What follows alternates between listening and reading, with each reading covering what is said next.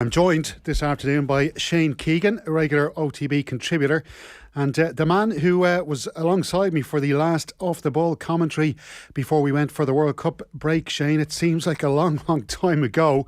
I was only thinking there today myself, it kind of seems like a bit of a fever dream since Manchester United won 2-1 against Fulham at Craven Cottage. And I was also thinking as well, Argentina winning the World Cup, of course, but when they defend it in 4 years' time, we could see United's Craven Cottage hero Alejandro Garnacho star for La Albiceleste. He caught our eye that day anyway, Stephen, didn't he? He really was. He was absolutely excellent in that game. There's no doubt they wouldn't have won the game because they were second best for long periods that day. I'm trying to remember back. It's hard to remember back that far, but I certainly remember they were second best for long periods that day. But he came up trumps in a very dramatic way, all right, that day, didn't he? He sure did. I'll tell you one thing, the bonus of being a League of Ireland manager, Cove Ramblers manager, of course, you are, Shane Keegan, is not having to worry about getting players into training the day before Christmas Day or anything like that. But I'm sure you are a very, very busy man. Did you manage to have a nice Christmas all the same? I did. It is hectic. Yeah, it is hectic. We got the lads in for the first time, actually, the week leading into Christmas. We would have done a round of fitness testing with them, Stephen, the usual kind of crack to see where they're at, kind of speed, stamina, strength, all of that sort of stuff, so that you can use those results then to tailor your pre-season plan to make sure everybody's getting what they need from it. And then you can let them back to friends and family for the Christmas, and they'll be back in with us then basically first week of January straight away. The League of Ireland this year kicks off on the 17th of February. So by going back in first week of January, that basically gives you the 7 weeks, I suppose, all in that you need to prepare a team properly. But yeah, look, it's gas. You know, people from outside the league or haven't been involved in that would often ask you how you're enjoying the break. But sure, Stephen, it's anything but a break. Give me the season over the off season anytime. At least during the season I have a routine and I know where I am and when I'm there, and it doesn't change a whole pile. Whereas in the off season, you're off one part of the country trying to sign this fella, then you're off to another part of the country trying to sign that fella, and there's the whole, he's given me this and I've been offered this here and offered that there, and it'd make your head explode, so it would. But thankfully we got one very good signing over the line just before the Christmas with Cove. We signed a fella called Jack Doherty, who was a fine player. So that kind of put a smile on my face for Christmas, certainly. I'll tell you one thing that didn't put a smile on your face. Tottenham's defending this afternoon. No, you're a bit of a Tottenham man, Shane. They drew 2-2 with Brentford. They had to pull that result out of the fire. But some of the defending on both sides really was poor. We didn't get to see the full game. You're obviously preparing for the show. But with a half an eye on it, that looked like a big issue today for both sides. And it's a result that really knocks Tottenham back in their pursuit of perhaps Premier League title glory. It's a really strange one as a Spurs supporter so far this season, Stephen, because like for all the world, it doesn't feel like we're doing very, very well. Almost any Spurs performance I've watched this season has looked subpar. And quite often we've somehow managed to get a point or 3 points from the game, and I'm scratching my head going, how the hell did we manage that considering how poorly we played today? And today was another example of that. It really, really was. I think Spurs played for all of about 20 minutes out of the 90 and somehow managed to get 2 goals during that 20-minute period and get a draw from a game where, yet again, they were second best for a huge period of it. As you say, defensively, Spurs, I suppose the Spurs thing under Conte is defending numbers, because individually, and it was certainly seen today, there's not too many of them that you trust. Christian Romero obviously was a huge loss today, as was Hugo Lloris, because Jaffa Tanganga came back into the side having not played since January, and looked for all the world like a man who hadn't played for Spurs since January. And likewise, Fraser Forrester coming in the goal in place of Hugo Lloris. I mean, he made one very good save, but apart from that, he was all over the place. He should certainly have done better on the first goal. And then throw into that one guy that he's usually reliable. I don't know, he has his moments too, but Eric Dyer, who I suppose would certainly be a week in, week out starter for Spurs, I mean, he just had a complete and utter brain fart to concede a corner, which of course they then go and score from. Typical.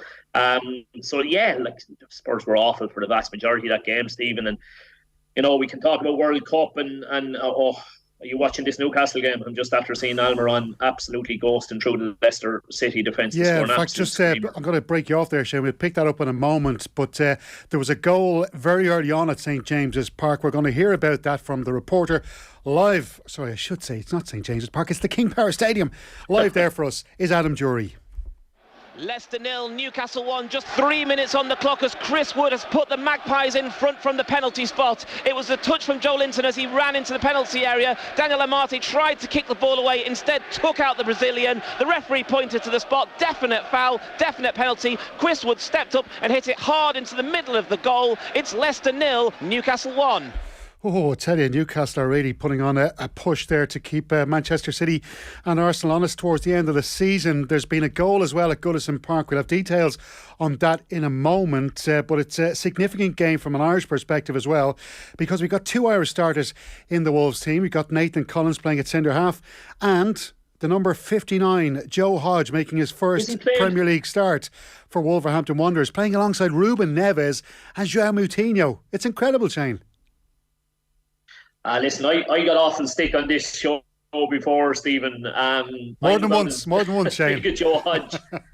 More than once. But on this particular occasion, in relation to Joe Hodge, I went up to the RSC in Waterford to watch an Irish, I don't know what he was at the time, under 16, under 17 game, maybe thereabouts. And I couldn't believe it. Like, Joe Hodge could not possibly have impressed me more. He was unbelievable in the same game, and it wasn't that he scored loads of goals or was, ghosting past players. It was just I hadn't seen an Irish player able to dictate the tempo of a game like that in a long time.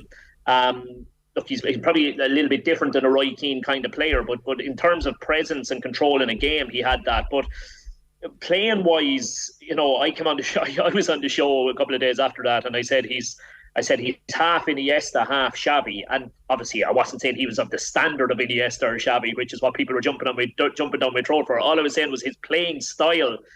He seemed to be able to go deep and pick the ball up from the back four and knock it around. And yet when the ball went up over the halfway line, he'd appear higher up the field and get on it and start playing passes in around there and trying to tread balls through, more so in the style of Iniesta. And I just couldn't have been more impressed by him. So I've had eyes on him ever since. I really have. I was so disappointed there a couple of seasons ago when he signed for Derry City, Stephen. Hard to believe, on loan from Manchester City at the time, and actually got injured before he ever kicked the ball for them. Got injured in training. I would have loved to have seen how he would have done for half a season or however long they had managed to get him he was supposed to be coming to Derry for. But unbelievable to think that he's in the starting team for Wolves already. It really is, and it'll be really interesting to see how he does today. It sure will. Well, they're trailing by a goal to nil. Yerry Mina, the scorer for Everton. And interesting to see, there was a bit of handbags there with Yerry Mina. And guess who off the Wolves team? It was, of course, Diego Costa, a man never far away from any handbags either taking part in the pitch or taking place in the pitch. But it's good to see. I like Diego Costa. I like the way he knows opposition players. On the Everton bench, there's no Irish starters in the Everton team, but Seamus Coleman, of course, the Irish skipper, on the bench there alongside a young man by the name of Tom Cannon, who was born in Aintree but qualifies for Ireland. He's played underage for Ireland. I'm not too sure if you're familiar with Tom Cannon, if you've heard the name before, Shane. 19 years I've come across the name. I'll be honest, I haven't seen him play yet. I couldn't tell you very much about him, but I have heard the name going around in circles, and he does seem to be pretty highly regarded. Now, look, again, you'd imagine he's a bit away from breaking into the side yet. But it also it is disappointing to see Seamus drop out of the side again. He had a good run in the team while Patterson was out. I'm trying to think. He had one particular game. I saw a full Everton game where he was really good on the day. I was hoping he might be able to hold young Patterson off when he got back, but I think he might have had a poor last game, if I remember correctly, before the World Cup break. So yeah, Patterson nicking back in front of him again. There is some other Irish involvement. We'll give you that in a moment, though, because just to give you details on that goal at Goodison Park, there for us is Shane Pinnington. It's Everton 1, Wolves 0, the bottom side behind once again, and it's from a set piece, a corner from the right hand side, curled in from Dwight McNeil, a left-footed in-swinger, finding the head of Yerry Mina 6 yards out, who pumped a header into the back of the net. It's Everton 1, Wolves 0. Not an ideal start to the day for Nathan Collins playing in the Wolves defence there this afternoon with Joe Hodge in midfield. The other Irish players involved in Premier League action today, Gavin Bazunu of course starting in goal for Southampton, who are playing against Brighton. That also at 3 o'clock kick-off. And then, as I mentioned, Tom Cannon, Seamus Coleman on the Everton bench there as well. We've also got Andrew Moran and Evan Ferguson on the bench for Brighton. They're in action against Southampton, of course, with Gavin Bazunu in their team.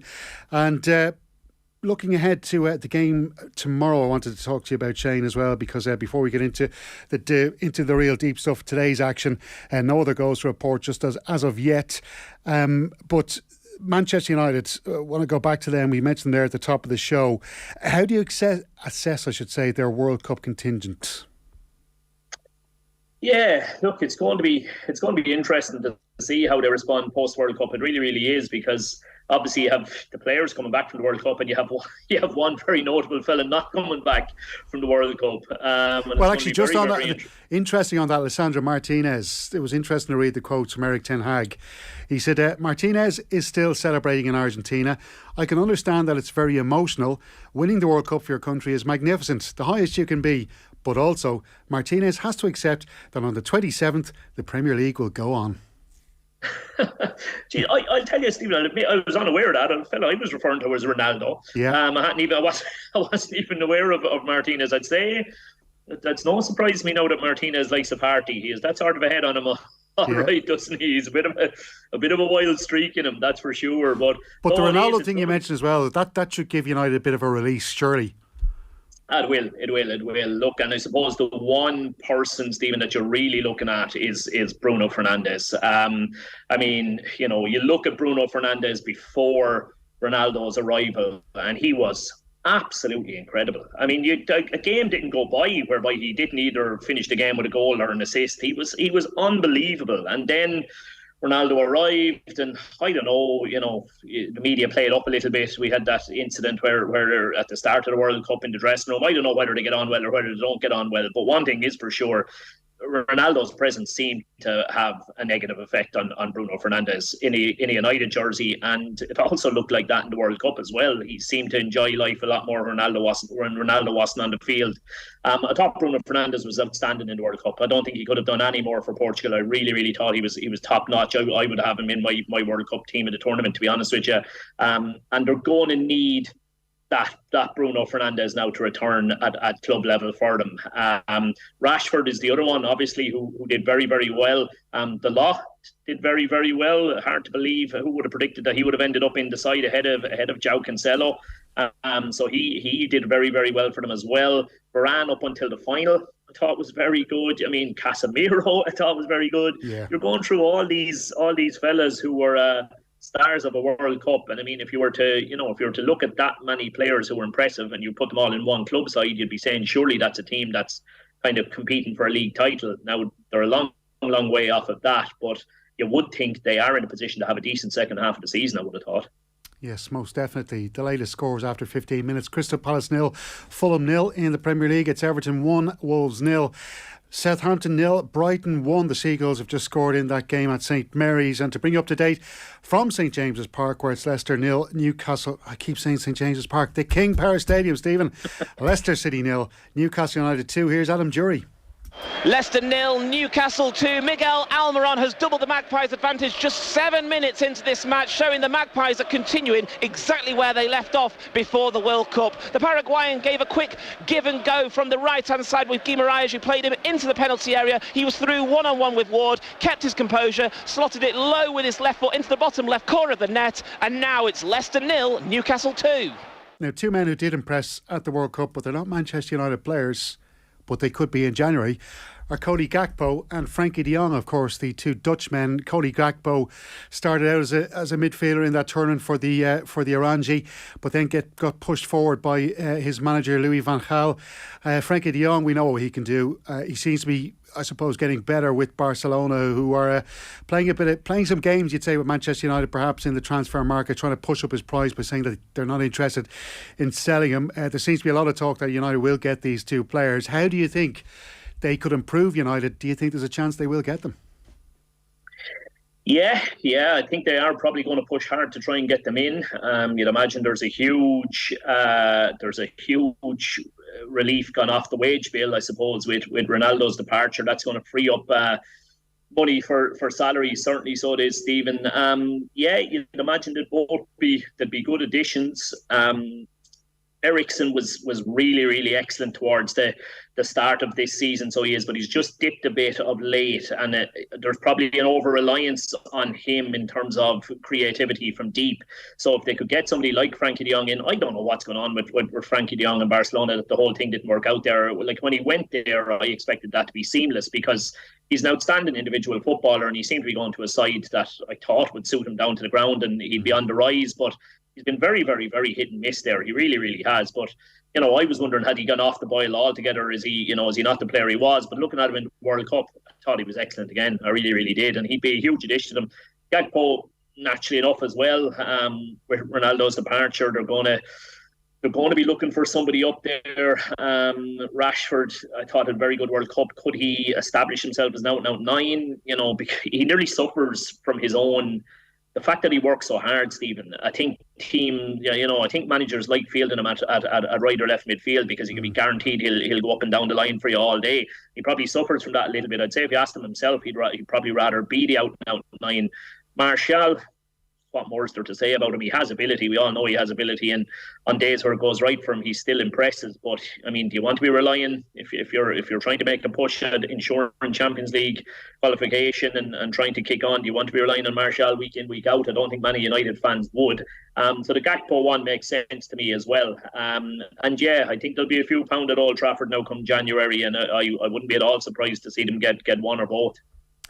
Now, as I mentioned, Southampton 0, Brighton 1 at St Mary's. There for us is Peter Wood.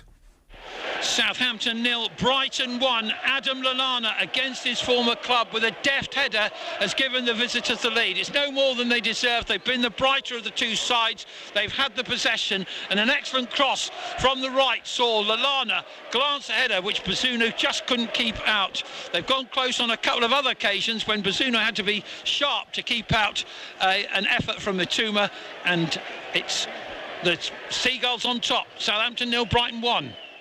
Yes, interesting scoreline there. Brighton, of course, against Southampton, their South Coast rivals. I wanted to ask you as well, Shane, because Manchester United get their Premier League season back underway tomorrow against Nottingham Forest.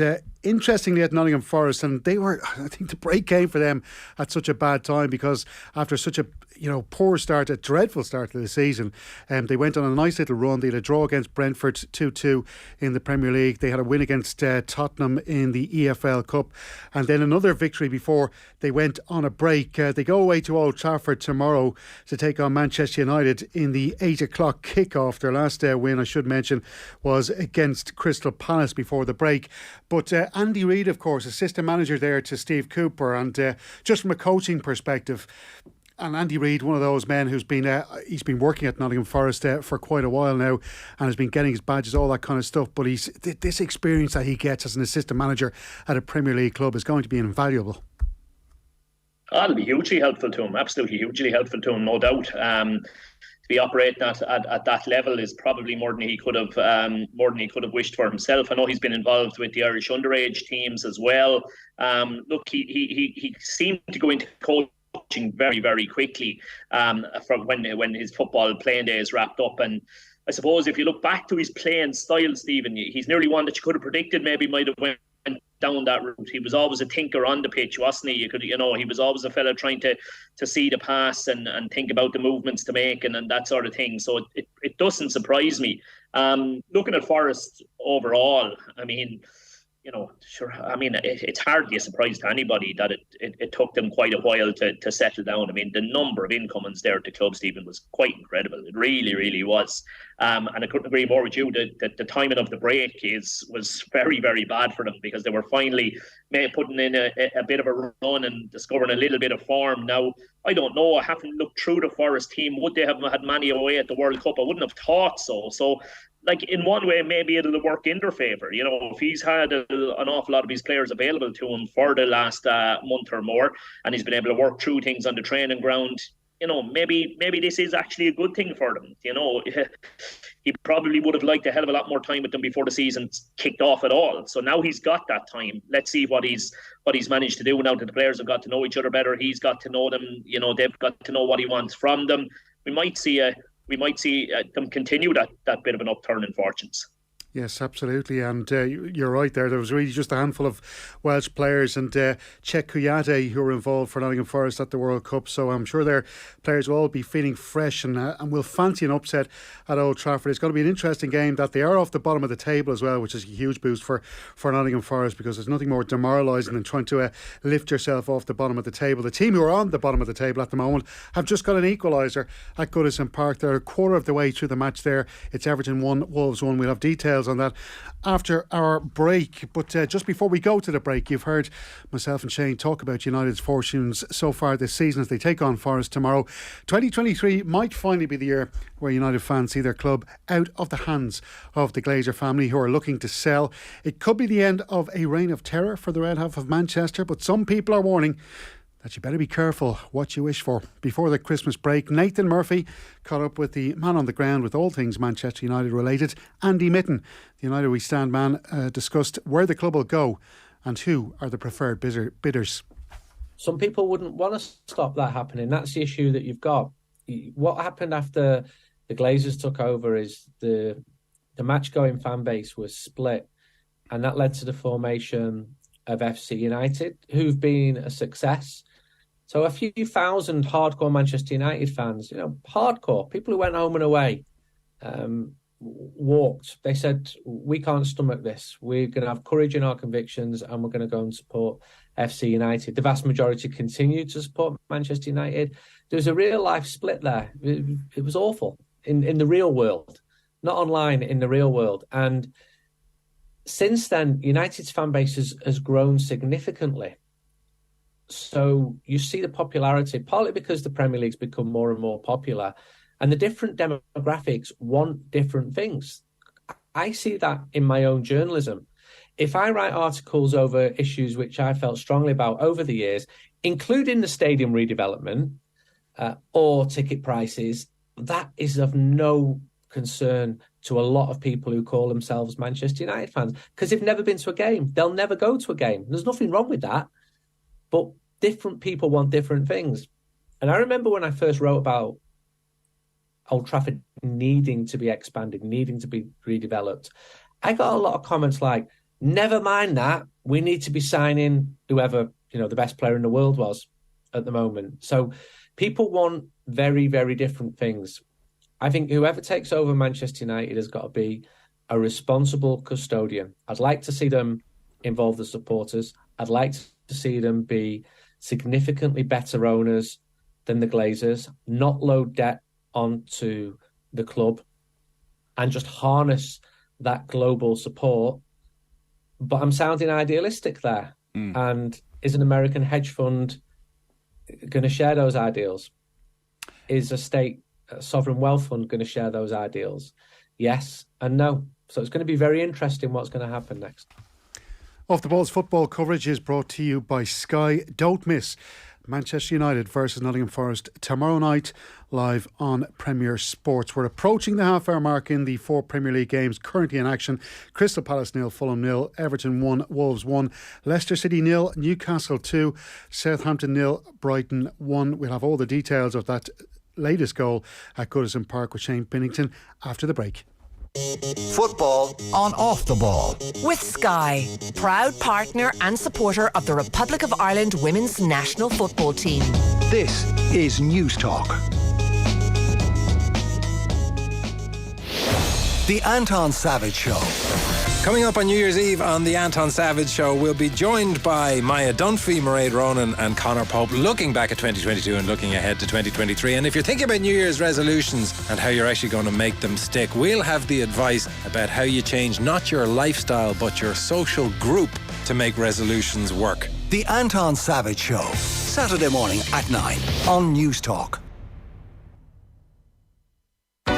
Sleeves rolled up, mayo on the chin, your mate side-eyeing the fancy bun, saving the crispy coating crumbs for last. Now that's how you know it's good. The McCrispy from McDonald's with 100% chicken breast. Chicken for chicken lovers. Oi, that's mine. from 11 a.m, subject to availability. Hi, I'm Ken Doherty, and when I need car insurance, I contact the specialists at insuremycars.ie. Their team always finds me the best policy at the lowest price and with all the benefits I need. If your car insurance is up for renewal, visit insuremycars.ie. City Financial Marketing Group Limited, trading as insuremycars.ie, is regulated by the Central Bank of Ireland. As a leading mechanical, electrical and instrumentation contractor, Dornan has been awarded a large portfolio of works across Ireland, the UK and Europe. And now, we're hiring for permanent positions in all areas, including project management, construction, engineering, safety, quality, commercial and project controls. If you'd like to work with a leader on some of the most exciting high-profile construction projects in Ireland, the UK and Europe, then check out our recruitment page, careers.dornangroup.com, or email us at recruitment@dornangroup.com. Boyle Sports have an epic offering for racing at the Leopardstown Christmas Festival. Download the Boyle Sports app or see in-shop for great offers on every race. Don't miss any action across Christmas with free live streaming on our Faster Than Ever app. Plus, best odds guaranteed on all UK and Irish race meetings every day. Boyle Sports. It's time to switch. 18 plus. Bet responsibly. Gamblingcare.ie. Football on Off the Ball. With Sky, get more of the sports you love on Sports Extra with BT Sport and Premier Sports. This is News Talk. You're very welcome back to Off the Ball on this St. Stephen's Day Sunday afternoon, and the latest scores in the Premier League: Crystal Palace 0, Fulham 0, Everton 1, Wolves 1, Leicester City 0, Newcastle 2, Southampton 0, Brighton 1. Stephen Doyle here with you throughout the afternoon with Shane Keegan, discussing all things Premier League and wider football. Of course, it looks like a real cracker at Goodison Park, I have to say. The latest goal has been watched there by Shane Pennington. It's Everton 1, Wolves 1, and another goal from a set piece, this time a Wolves corner from the left to the edge of the box, finding João Moutinho. He half-volleyed it back into the area, and there at the back post on the volley was Daniel Podence to equalise for Wolves, sliding it home from 6 yards out. It's Everton 1, Wolves 1. Now, if you're an English Championship fan, not a huge amount of goals to talk about there. Bristol City 0, West Brom 1 after half an hour. It's Hull City 0, Blackpool 1, Middlesbrough 1, Wigan 0. And the other three games scoreless. Preston at home to Huddersfield, Stoke at Rotherham, and Sheffield United are entertaining Coventry City. As I mentioned, Shane Keegan alongside me here this afternoon. And Shane, later on this evening, Liverpool are taking on Aston Villa in the Premier League. Interesting in the build-up to this game, another man who was a star at the World Cup, Jude Bellingham, seems to be on the lips of the Liverpool manager Jurgen Klopp. He doesn't like really talking about transfer targets. So it was interesting to hear him heaping praise on this man, Jude Bellingham. I have to say, and I'm not just saying this to be a football hipster, Shane, I've been keeping an eye on Jude Bellingham for quite a while, especially after they retired his shirt at Birmingham City when he signed for Borussia Dortmund. But this fella has been playing brilliant stuff for Dortmund for a couple of seasons now. He's been excellent. I thought Gareth Southgate should have had him in the England team for the European Championship in England last year. He didn't. He did in the World Cup, and he was arguably England's best player. I don't know what you think about him, but is there a possibility that the Liverpool owners who are looking possibly to sell the club are going to loosen the purse strings to allow Jurgen Klopp to spend, I don't know, a 9-figure sum on Jude Bellingham? And if they do, what's he going to add to this Liverpool team?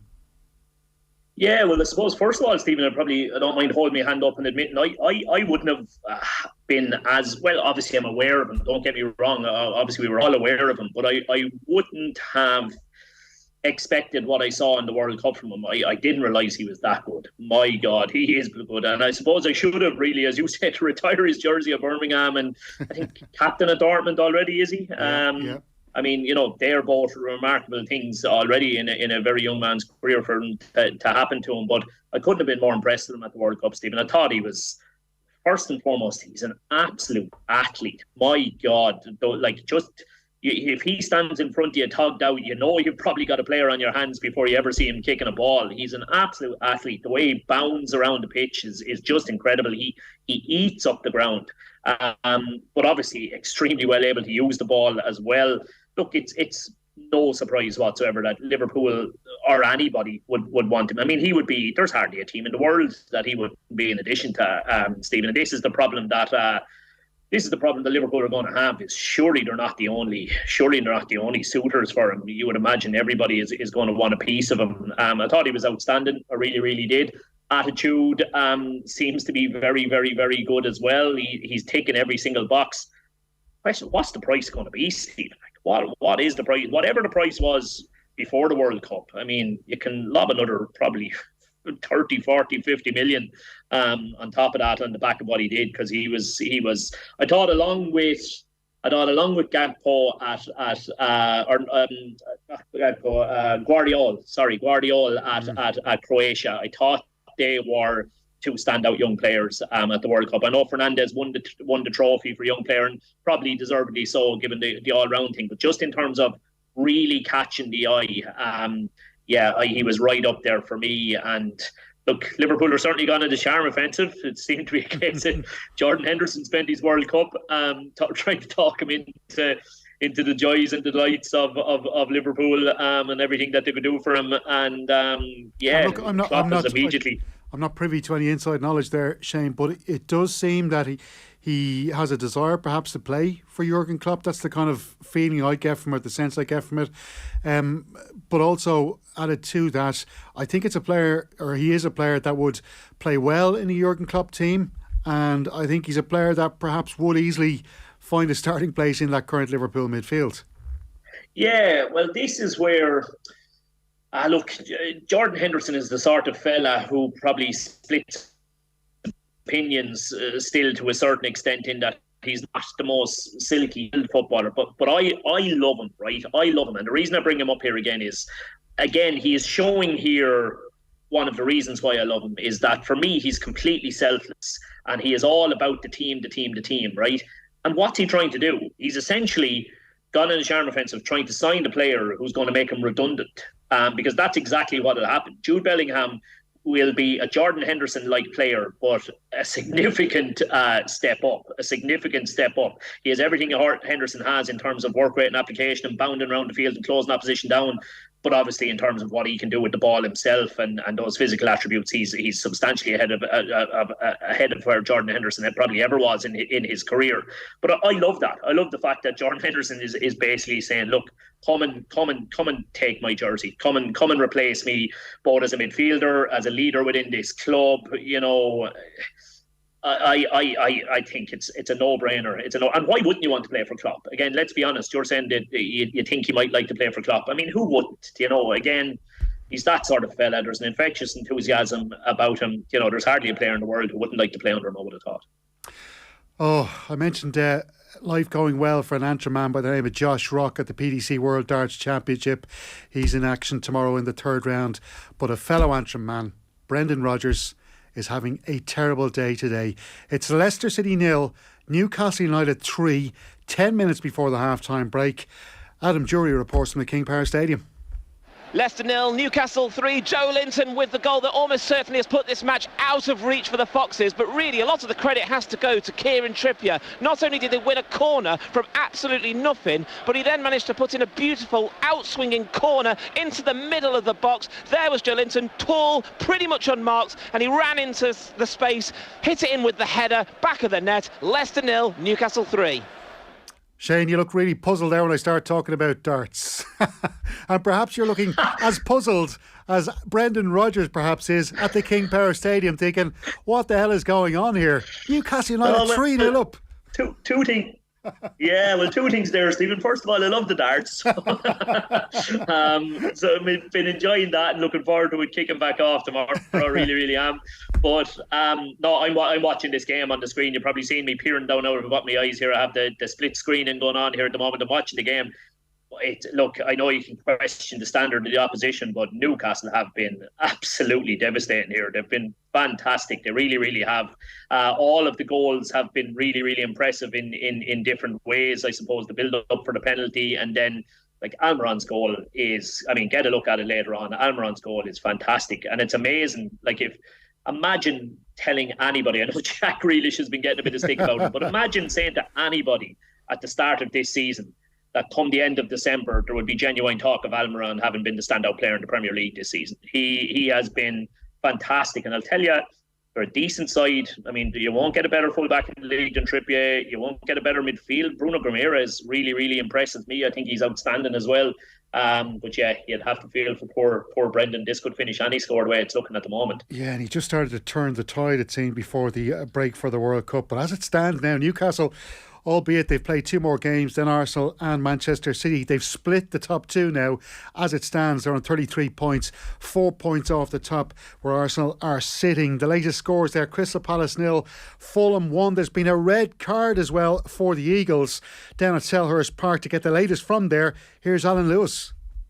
Goal flash from Palace Fulham in 3, 2, 1. Crystal Palace 0, Fulham 1. The visitors have got the lead they probably deserve from this first half. Alexandra Mitrovic this time turning provider. A wonderful cross from the right hand side, and there was Bobby de Cordova-Reid with a glancing header into the bottom corner from 6 yards out. It's Crystal Palace 0, Fulham 1. Yes, my producer Aidan Delaney there with a face as red as Rudolph's nose. You've got a peek behind the curtain there in broadcasting with the goal flash. That's what we get sent down the lines. No problem, Aidan. Happens to the best of us. You're having a day like Brendan Rodgers, perhaps. I'm only joking. Stephen, don't feel too bad. I was driving into town earlier on, and Today FM went off air for about 4 minutes. We could hear the poor man in the background talking away. Say nothing. Okay, it's Crystal Palace 0, Fulham 1. The red card came just very recently there, so we've got no report on that. But Tariq Mitchell, the man who's been sent off for Crystal Palace, and I was just looking at the stats for that game. It did seem that Palace were under the cosh there big time against Fulham. One of my favourite players, Alexander Mitrovic, starting for the Cottagers in that game as well. So they're winning by a goal to 0 at Selhurst Park. Everton 1, Wolves 1, still the scoreline at Goodison Park. 40 minutes on the clock. Newcastle still 3-0 up away to Leicester City. Brighton have got a second goal against Southampton. It's Gavin Bazunu. You got to feel from Shane, because you watch games that Southampton are involved in and he plays really well. He pulls off some amazing saves. But they just, I don't know what you do in this situation, because it's surely eating away at his confidence. Yeah, it has to be. And I'll be honest, Stephen, I was a little bit worried for him when the change in manager came in. I thought, if you're a new manager in and you're looking at your team being down around the bottom and you're looking for reasons why, maybe one of the conclusions you'll jump to is that we have a very, very, very young goalkeeper, and is he equipped to be fighting in a relegation battle with so much pressure on him, but he's stuck with him. He is stuck with him. Thankfully for all of us, because I think we're all well aware that he is an absolutely outstanding keeper. But I don't know. I actually read another piece about him yesterday. I think was it in the Indo? I'm not 100% sure. Another piece about Bazunu yesterday, and I mean, the one thing, every single person who ever passed comment on him, yes, they talk about the prodigious talent and all of that, but nearly more so, everybody passes comment on his attitude and how they'd never encountered such a level-headed young man and such a fellow with such desire to make the most of himself and all of that kind of thing. So I think, thankfully, he's probably a safe head in that sense. I don't think he's the kind that's ever going to get too high or too low, regardless of what's going on around him. But he's going. If he has got that fantastic level of maturity already, he's going to need every bit of it in the current predicament, isn't he? He sure is. A bit like Jude Bellingham, the man we spoke about earlier on. That kind of attitude, an old head on young shoulders, as they say. Now, just no change on the goal scores, or the scorelines, I should say, in the Premier League games. So we have time for a quick break. Coming up next, though, we'll have all the OTB AM football predictions. Football on Off the Ball. With Sky, proud partner and supporter of the Republic of Ireland women's national football team. This is News Talk. Doyle has the largest range of electric vehicles in Ireland from Ireland's trusted premium car dealerships. That's why you will find Spirit Skoda on Doyle. Stop by Spirit Skoda's showroom on Doyle today and connect with them for great 231 deals on electric vehicles. Doyle for 231 electric vehicle deals to feel great about from all of Ireland's trusted car dealerships.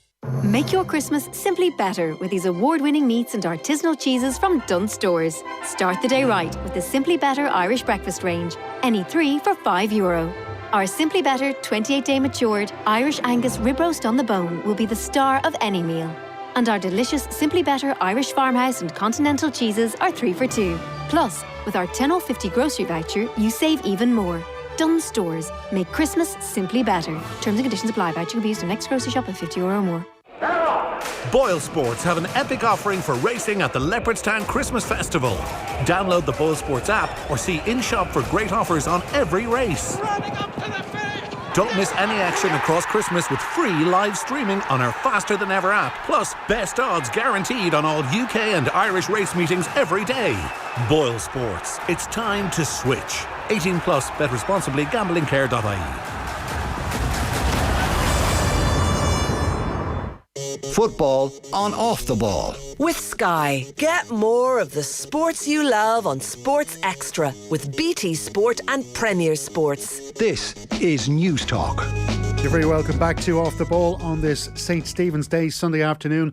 We're nearing the half-time whistles in all the games across the UK. Just to give you the latest in the Championship, it's Bristol City 0, West Brom 1. Hull City trailing at home to Blackpool by 1-0. Middlesbrough 1-0 up at home against Wigan.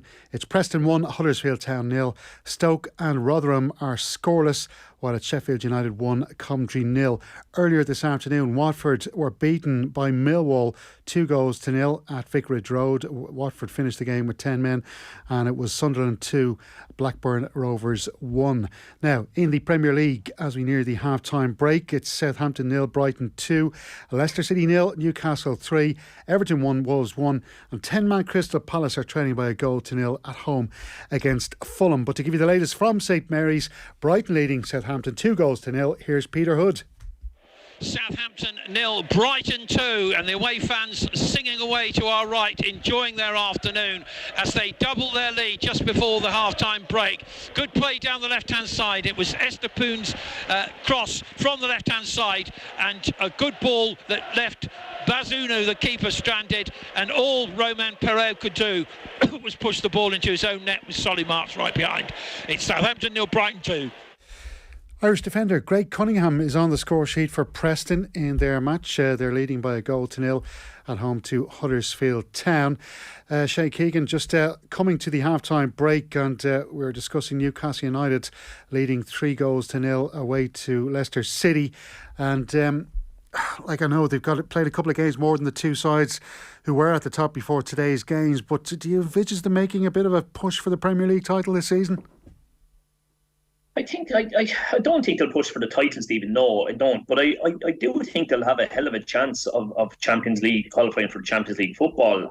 And that's partly because I've been impressed with them, but also partly because I haven't been overly impressed by any of the other ones that are going to contend for the weight. Like, obviously, Liverpool really haven't got going at all yet. Now, I do expect them to eventually click into gear properly and make a surge up the table. But like, as I said, it's currently ourselves. It's currently Tottenham that are still in the Champions League spots. I would have absolutely no faith whatsoever in Tottenham getting a Champions League spot, if I'm honest.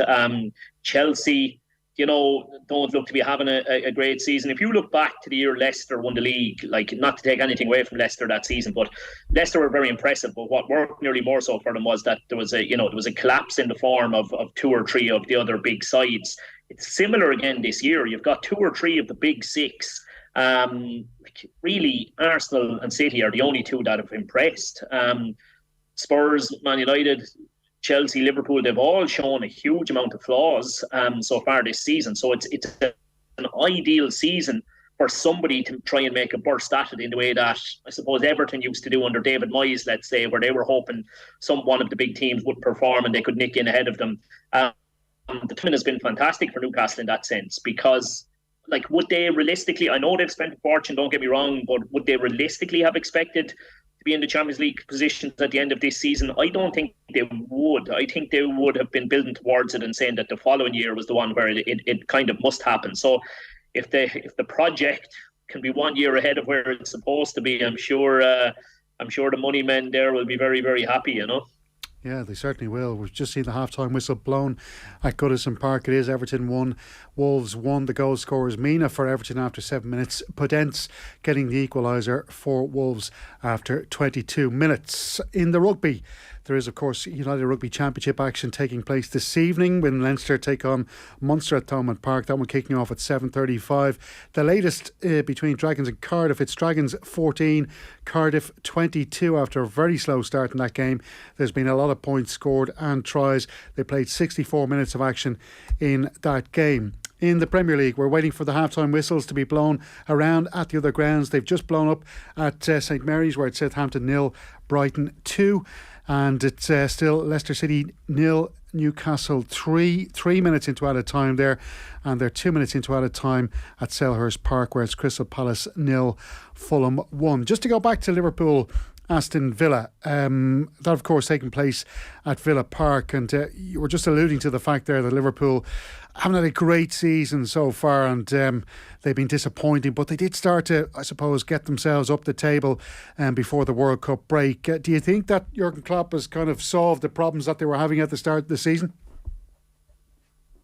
Yeah, they're motoring a little bit better, all right, Stephen, so they are, but yeah, look, I think they'll click, like, they have to. There's too much quality there for them not to click into full gear, really. I think, to be honest with you, you would imagine that somebody like Salah having, the amount of time off that he has and having to sit on his arse and watch a World Cup, you would think his appetite and his hunger to put his name back in lights, well, he'll have been missing the limelight that everybody else was getting out in Qatar, and I can definitely see him making a burst and potentially returning to his top form.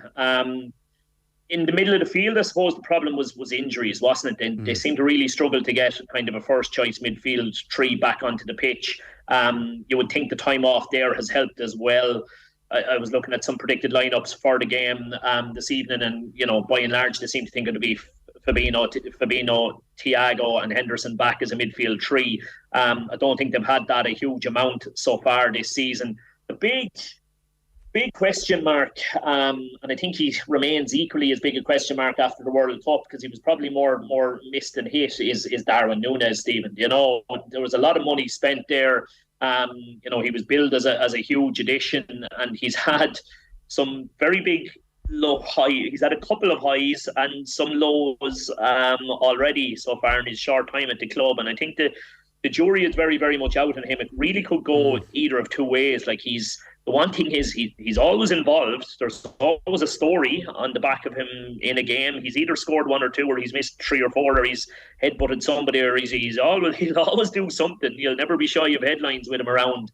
But I think Liverpool fans are still to be completely sold on him. I was actually does. Very impressed with him in the game against Fulham at the start of the season. I thought he linked up really well with Mo Salah, and you're kind of thinking, oh, this fella has something, because he obviously gets suspended then because he got the red card, and that kind of, I suppose, set him back a little bit, because there's a lot of time wasted then where he could have been forming relationships with the players around him. But I would have defended him quite a lot, I have to say, over the last number of weeks or before the World Cup break.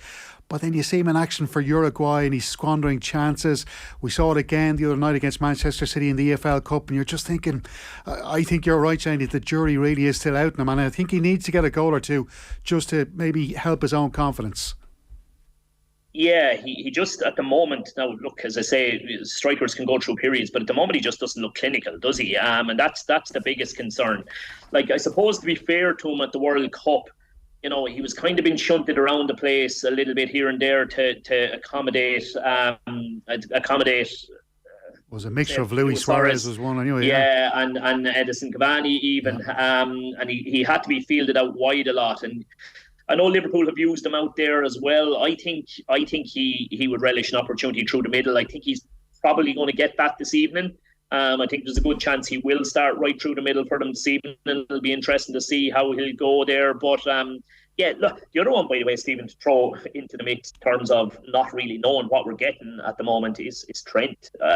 Because, I'll be honest, I'm a huge fan of his. I think he's, it's amazing that a right back can be probably in the top 5 most creative players in the Premier League in terms of the amount of chances he can create and his play. And I just find his whole backstory, converting himself into a right back, because he saw that has been his best opportunity to get into a Liverpool side.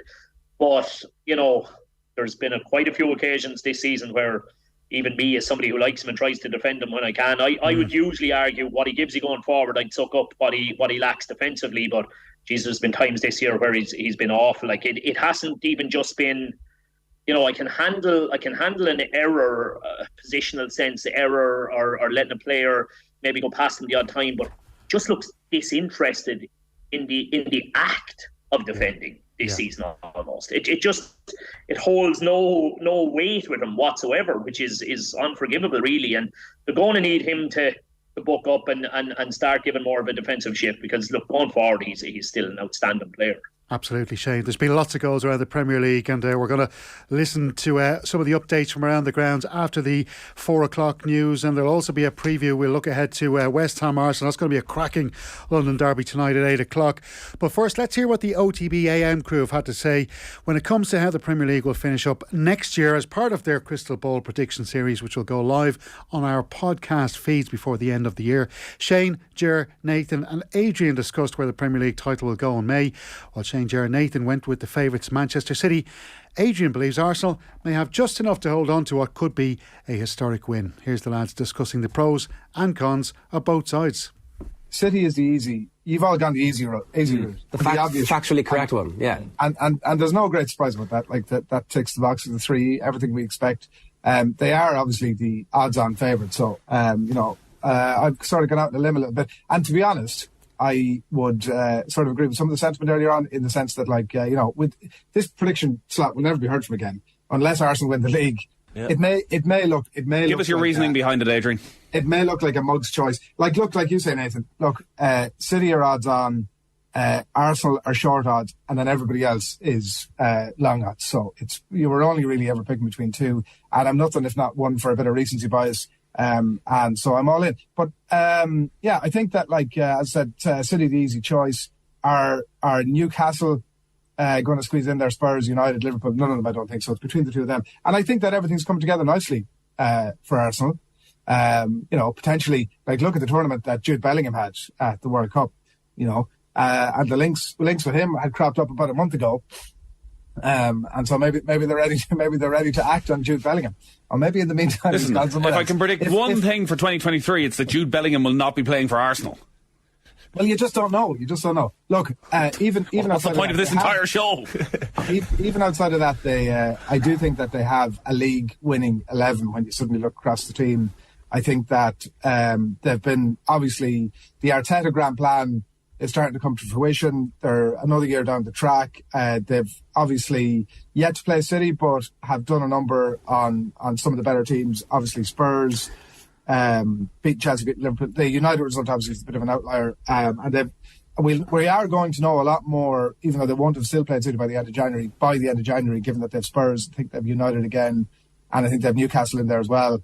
But they are a league-winning 11 when you look at them now, which you couldn't have said, I don't think, at any point over the last 15 years or so. Yeah, but they're going to bottle it. They're Arsenal. Well, that's the only question. I don't think it's that outrageous a prediction, because I really don't feel, though I've said Manchester City will win it, I think it's just the fact that they have that inbuilt know-how of how to win titles. I don't think City are anywhere near where they were over the last couple of years. I think Erling Haaland is covering over a multitude of sins in that City team, who, with the exception of Haaland, have nowhere near hit the heights. Now, that's not to say that they haven't, and that's not to say players weren't looking at a World Cup and thinking about that in the back of their minds, and just trying to stay in contention, and that we know they have the ability to go on a 14-game winning run and absolutely crush them, and we don't know that Arsenal can sustain what they've done. Maybe this was Arsenal pre-Christmas hot streak, and actually they'll just go back to being a fine team, and they'll finish somehow, and they'll finish in the top four, but that'll be the extent of it, and we'll sort of, again, have all those doubts that I think are completely unfair.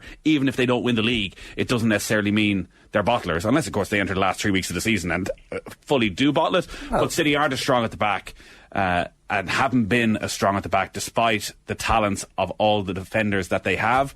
They haven't looked anywhere near as solid. I think the players behind Haaland have struggled for form. Grealish, Foden, with the exception of that performance in the Manchester derby, haven't hit where they should be hitting on a regular basis. Bernardo Silva hasn't quite hit where he could be on a regular basis. Gundogan, there's too many changes all of the time. So I think there are flaws in Manchester City. I'm just not convinced Arsenal, as of yet, are ready to have the consistency over a full season. Thank you very much for that, lads. Some barmy predictions there from the OTB AM crew, as you would expect. I'm not going to give any predictions. Maybe later on in the next hour. You'll have to stay tuned and find out what they are. But I'll just give you the latest scores in the Premier League. At the half-time break, it's Crystal Palace 0. Fulham 1, the Eagles down to 10 men. Everton 1, Wolves 1. It's Leicester 0, Newcastle United 3 at the King Power Stadium. And Southampton trailing by 2-0 at St Mary's. Coming up next, we'll have another look at our first look at the Arsenal West Ham game, myself and Shane Keegan, and we'll have all the latest from around the Premier League grounds. On radio, on the News Talk app, powered by Go Loud, and smart speaker. Play News Talk. Dreaming of some festive fun this Christmas? Go Breaks has the best deals all wrapped up. Choose from hundreds of December hotel breaks from just €80 per night with free breakfast included. Visit amazing Christmas markets, ring in the new year in style, or simply escape the madness with a chill post-Christmas hotel break. Gift yourself a getaway at gobreaks.ie and go experience. Go explore this Christmas with Go Breaks, as recommended by News Talk. Go Breaks. T's and C's at gobreaks.ie. The thing I love about the Premier League is when someone rewrites the rules. Like Rashford's 100th goal for United against West Ham. Marcus Rashford. Or how about that incredible Mo Salah goal? Which one? Well, any of them. Take your hat off to Mo Salah. It's moments like these that I want to be able to say, I saw it happen. Stream the sport you love with a half-price Now Sports membership. Search nowtv.com. New customers only. Standard pricing applies after offer. Offer ends 15th of January 23. Boyle Sports have an epic offering for racing at the Leopardstown Christmas Festival. Download the Boyle Sports app or see in-shop for great offers on every race. Don't miss any action across Christmas with free live streaming on our Faster Than Ever app. Plus, best odds guaranteed on all UK and Irish race meetings every day. Boyle Sports. It's time to switch. 18 plus. Bet responsibly. Gamblingcare.ie.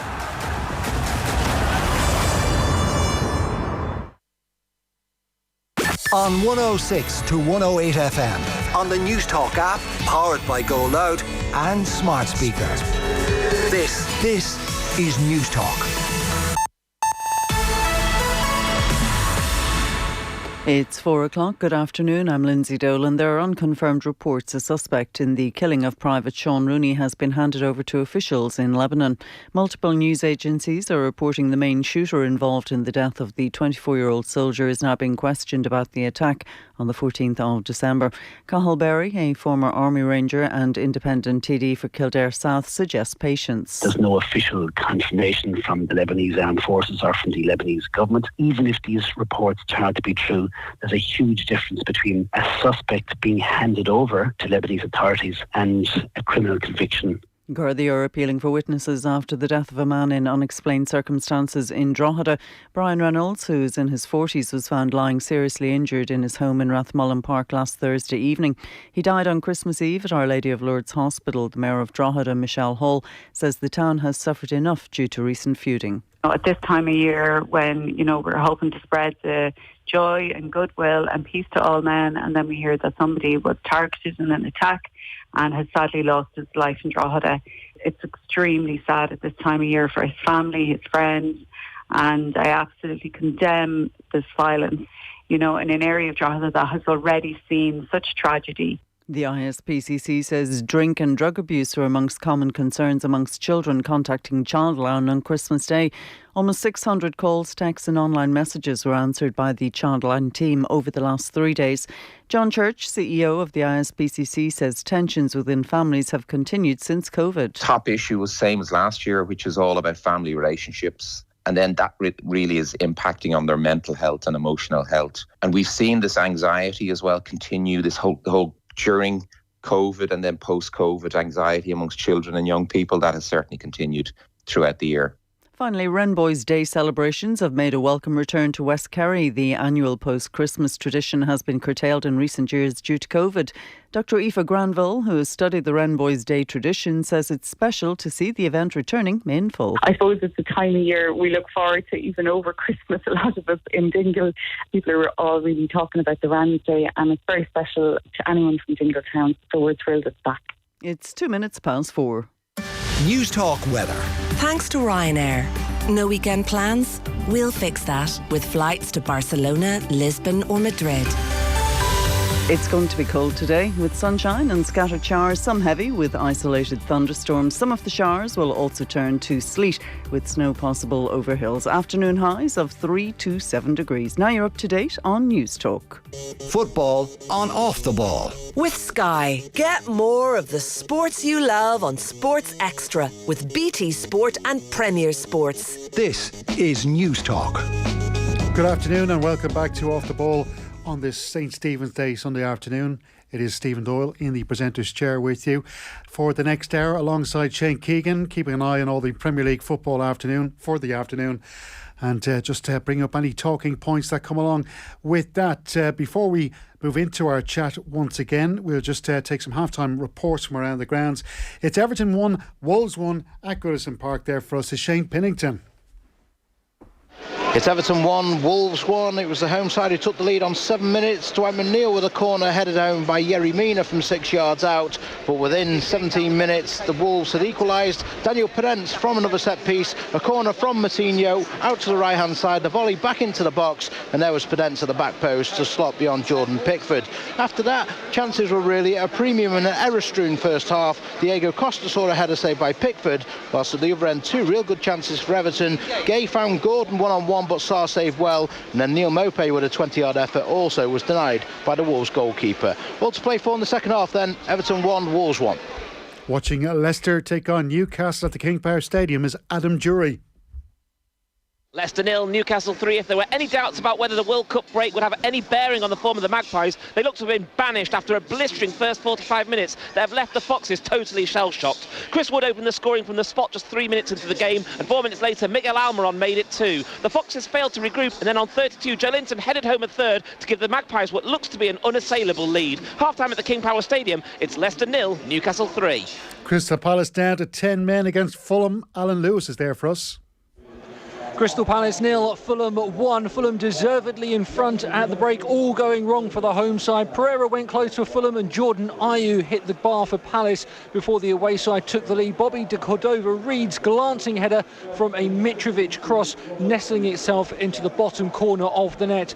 Palace were then reduced to 10 men when Tyreek Mitchell was sent off for an ugly looking challenge on Kenny Tete. The referee, no question in showing the red card to the Palace defender. Fulham, good value for their lead. The home side, in contrast, very sluggish. A goal down, a man down, all to do in the second half. It's Crystal Palace 0, Fulham 1. Oh, I've just seen an incredible sliding block pulled off there by Nathan Collins for Wolves. They're under pressure, though. Everton with a corner kick, and we've just seen a header into the hands from Alex Iwobi to Wolves. So it's still 1-1 there at Goodison Park. And finally, the half-times. Peter Hood is at St Mary's, where Southampton are taking on Brighton. Southampton 0, Brighton 2, the visitors dominating the game. They took the lead from Adam Lallana's header in the 14th minute, and it looked as though it was an easy job to continue that form, and they did. They extended the lead just after the half-hour mark when Estupan, on a good run down the left-hand side, put a cross in that Romain Perraud could only push over his own line. They could have made it 3 just before the break when Matuma's cross went unattended at the far post. Half-time, Southampton 0, Brighton 3. So that's the half-time scores from the Premier League. Just to bring you up to date on some of the news for this afternoon, of course, Aston Villa are taking on Liverpool at Villa Park. That one kicks off at 5:30, and at 8 o'clock the league leaders Arsenal will face West Ham United at the Emirates. In rugby, Munster and Leinster meet in the final Interpro derby of the URC regular season. Graham Rowntree has made 2 changes to the side that beat Northampton in the Heineken Champions Cup last weekend. Dave Kilcoyne and Shane Daly replaced the injured Jeremy Lockman and Mike Haley respectively. Meanwhile, Andrew Porter's in line to make his 100th appearance for Leinster. Kick-off at Thomond Park is at 25-8. If you missed our preview earlier, of course, Aidan Delaney, my producer, speaking to the Irish Independent's Rory O'Connor, you can get that on our OTB Sports app on the podcast section, or on the Go Loud app as well, where you can find OTB's podcasts or wherever else you get your podcasts. That preview of the Blues versus the Reds down at Thomond Park.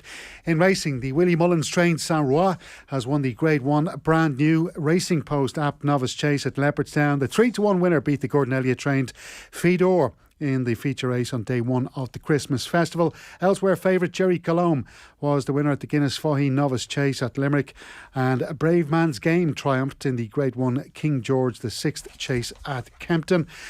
And yes, that's the Paul Nicholls train winner came out top in a 9-horse field, and it gave Nicholls a record 13th victory in the prestigious race. Let's have a quick look at the English Championship games. Watford and Millwall played earlier on this afternoon. It finished Watford 0, Millwall 2. Sunderland were 2-1 winners at home against Blackburn Rovers. It's Bristol City 0, West Brom 1 with 5 minutes into the second half of that game. Hull City 0, Blackpool 1. Middlesbrough are 2-0 up now against Wigan. They've just scored in the last few seconds, and Middlesbrough, of course, one of those sides who would have been hoping to get promoted to the Premier League. They're in 10th position as it stands. It's Preston 1, Huddersfield Town 0. Greg Cunningham from Galway scoring there for Preston in that match.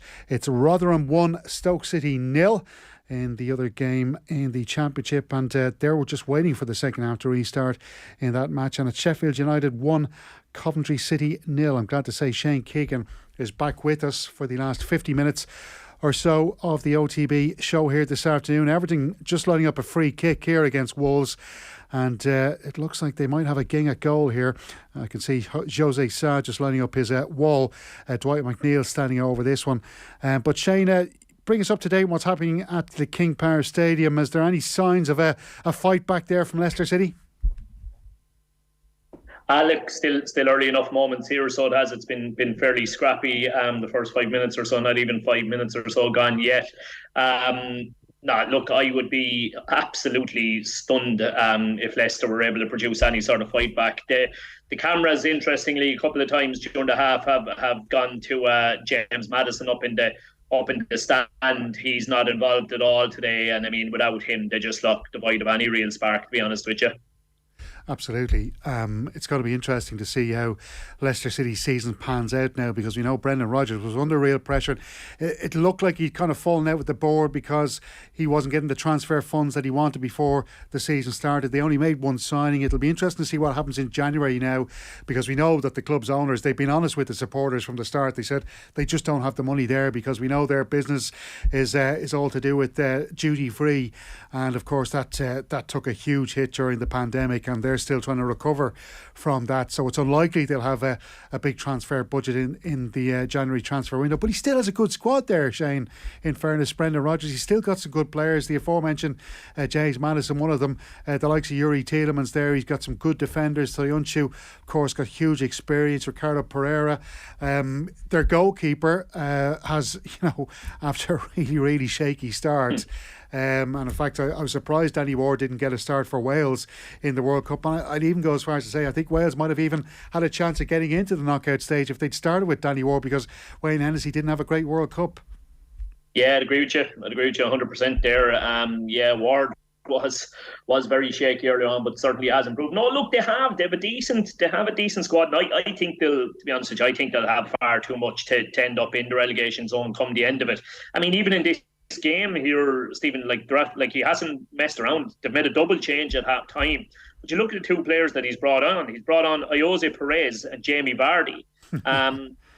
Two good sides, two players who you would imagine will get in the vast majority of other sides down around the foot of the table. They've had a little bit of an impact here, as I said. Actually, they've gone in a half decent attack there. So look, I suppose the big one for them is, will they manage to retain James Maddison? Will they manage to keep him through the transfer window? Newcastle themselves actually are one of the ones I think that were strongly linked with him. If they do manage to get him, keep him kind of at the club and keep him fit, and that, I think they'd certainly have too much. The likes of Harvey Barnes, guys like this, there's plenty of talent there, but look, I think it just has to be a season about avoiding relegation, and I think they will do. Yeah, it's interesting because Brendan Rodgers we've seen him before falling out with players, or maybe not even falling out, but players who maybe have their heads elsewhere with regards to being linked to other clubs and leaving them out of the squad. And it is interesting, as you say, James Maddison, who didn't play at the World Cup for England, so surely he's ready to go for Leicester City as they come back. So that the Newcastle link will be interesting to see how that one plays out. Yeah. I wasn't too sure what the story is with him. I'm looking here. I think he did pick up a bit of a knock. Yeah. So I don't think it's disciplinary or anything like that. I think he has got a bit of an ongoing knee problem that is maybe holding him back. But yeah, look, I do. I think he would be key to them kind of moving in the right direction and making sure that they stay away from that relegation zone. I just think there's a good few teams inferior to them. I mean, you look at the starting lineup of the likes of even Bournemouth, who to me are doing very well to be I think they're punching above their weight to be outside the relegation zone. Are they still? I think they're still outside the relegation zone, are they? The likes of Bournemouth, Forest, teams like that, Southampton, Wolves, you'd imagine Leicester they should be, based on quality of player, they should be a level above those. Yeah, Bournemouth on 16 points. They're in 14th position. That's just 3 points clear of the relegation zone. So just to give listeners just an update on the table, as it stands with the scores as they are, Wolves are bottom with 11 points, just one behind Southampton, and they're just 1 point behind Nottingham Forest. So 11, 12 and 13 points, the bottom three. A point above Nottingham Forest, West Ham United, who take on Arsenal tonight at 8 o'clock. We'll talk about that game in a couple of moments. And 1 point clear of West Ham is Everton and Leeds. And then 1 point clear of Leeds is Bournemouth. And then we've got above them Leicester City and Aston Villa. Aston Villa up in 12th place before they welcome Liverpool tonight for the 5:30 kickoff. And then Crystal Palace trailing by a goal to nil today against Fulham at home at Selhurst Park. They're on 19 points. That's the bottom 10. The top 10 then, Brentford, after their 2-2 draw with Tottenham Hotspur, are 20 points.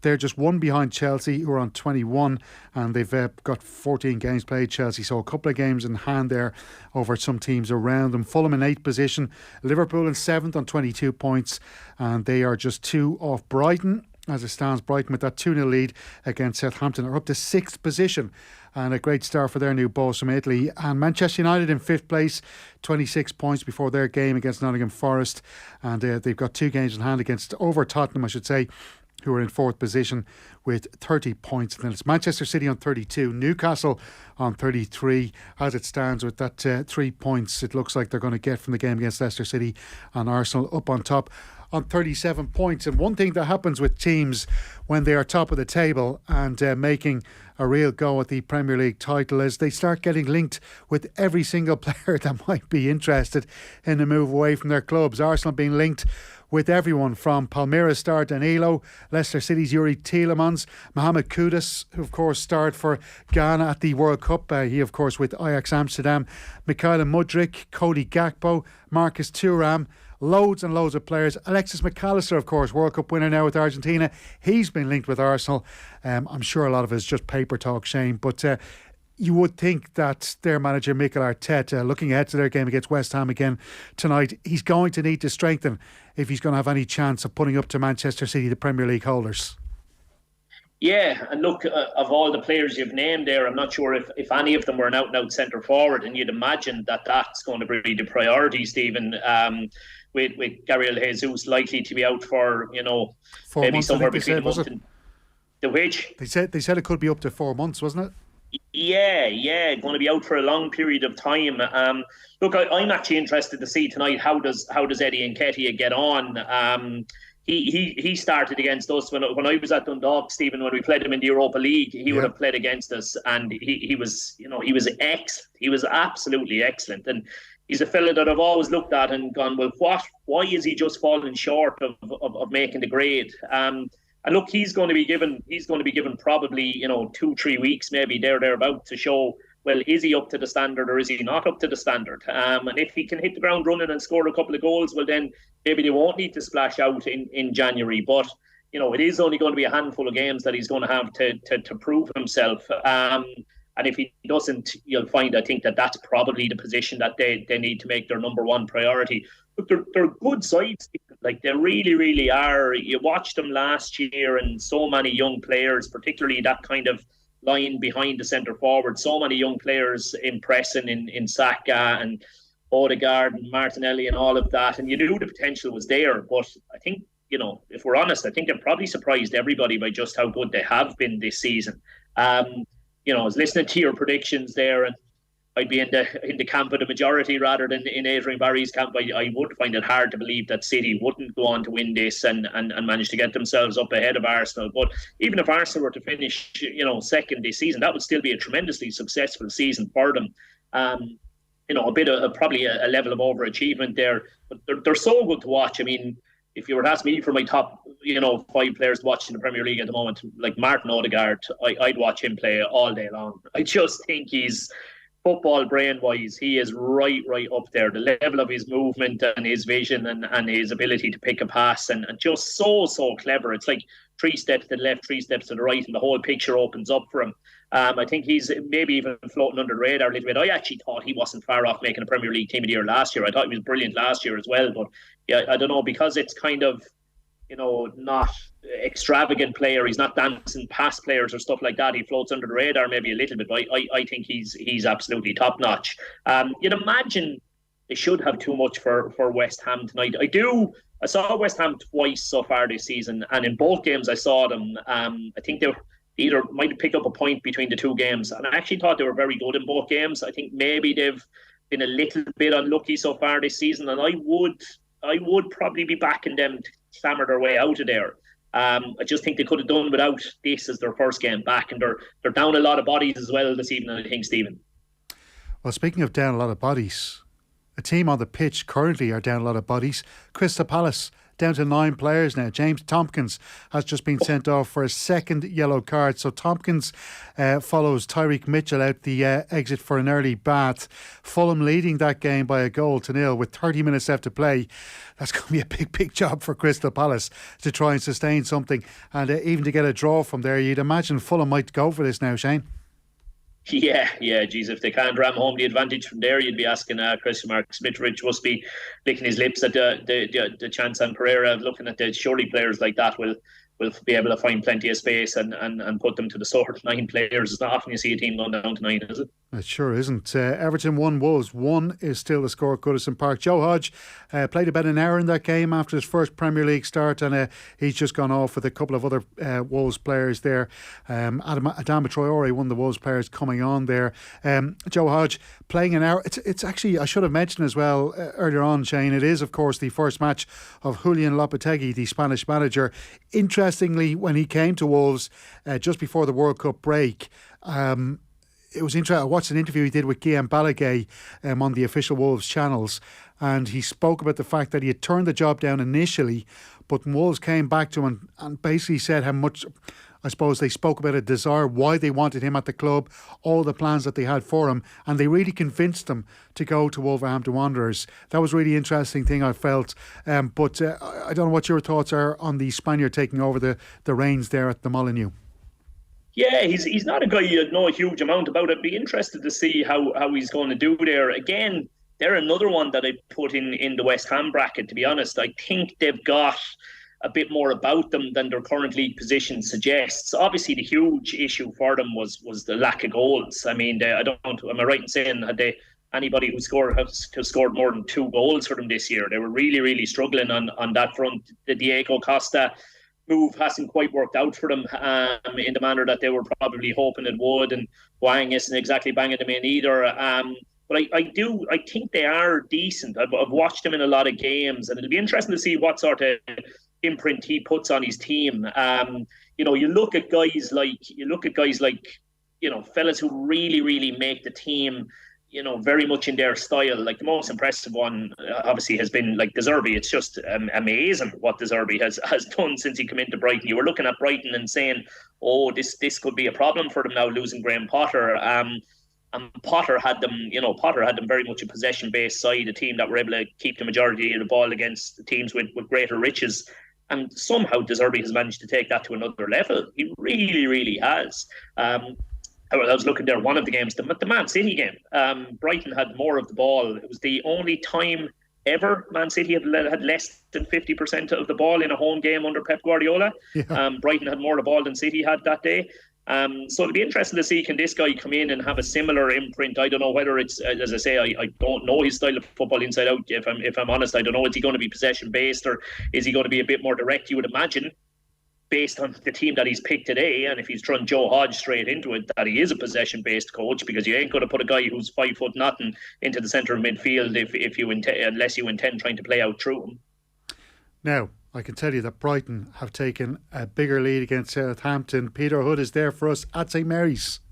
Southampton 0, Brighton 3. The visitors a stranglehold on the game with a delightful third goal. A fantastic shot from Solly March, who cut in from the right onto the left foot and bent a shot that gave Bazunu no chance whatsoever to send the away fans wild with happiness.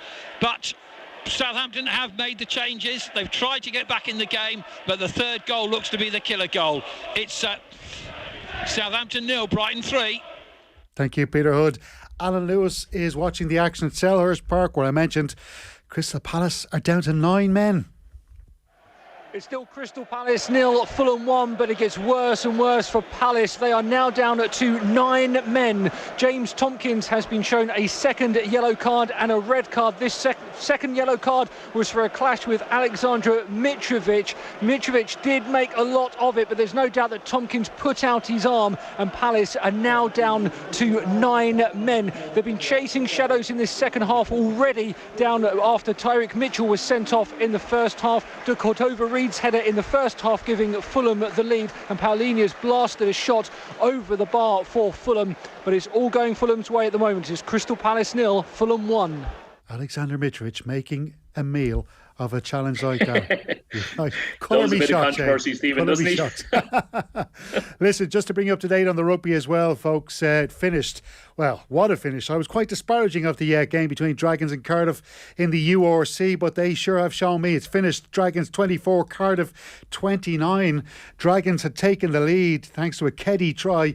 JJ Hanrahan got the conversion in the 65th minute, and then in the 71st minute, Northampton hit 24 points with a JJ Hanrahan penalty, but then a try and a conversion in the 79th and 80th minutes between those sides. Domachowski with the try, the conversion from Evans for Cardiff, and that sealed a 29 to 24 point victory for them in the URC. Ospreys take on Scarlets at 5:15, but of course the big game that we'll all be interested in is Munster against Leinster. That one kicks off at 7:35. Don't forget, our football coverage is brought to you with Sky. And oh my goodness, just as I was about to read it out, I'll come back to that in a moment. But Shane, just I want to get your insight on this, because I don't know if you've ever managed a team with just 9 players on the pitch. How do you, what do you do? There's 30 minutes left on the clock. How do you even reorganise your team when you only got 9 players on the pitch? Well, yeah, and the problem is you're behind, Stephen. I mean, whatever, if you were trying to hold on to a lead, well, then, you probably just go with 2 banks of 4 and see, can you try and see the game out? But when you're actually in need of a goal yourself, I'm not really sure what formation do you play. Is it 3-3-2? Have I the right amount of bodies there? I wonder. I'm not too sure how you go about it. Yeah, no, it's an interesting one. We'll see how that one pans out. Just to bring, I should say as well, our football coverage brought to you by Sky. Don't miss Manchester United versus Nottingham Forest tomorrow night, live on Premier Sports. So just to bring you up to date then on the Premier League scores and the scores in the English Championship, it's Crystal Palace down to 9 men, trailing by a goal to 0 against Fulham. It's Everton 1, Wolves 1 at Goodison Park, Leicester City 0, Newcastle United 3 and Southampton 0, Brighton 3. I sent you the clip of one of those goals, the second goal I think it was for Brighton, Shane Keegan. We were out quickly in the defence of Gavin Bazunu. He won't be enjoying watching back that second goal for Brighton, will he? No, he definitely won't. And look, Stephen, I bloody hate to highlight it, but actually looking at some of the stats from the first half of the season or up to the World Cup break, again, I don't know whether the new manager is going to be into his stats or not, but the stats don't make for great reading either. I think he was kind of bottom of the table for the amount of saves he had made this season, and I think bottom of the table for I don't know, XG prevented or something like that, some of these numbers. But I don't know, there's no doubt to any of us who've seen him, like he's a top class goalkeeper. He really, really is. And I mean, that one today that you've sent across to me, you know, is that arguably the first one all season where you would say, okay, you know, there's no denying that he is blatantly at fault there.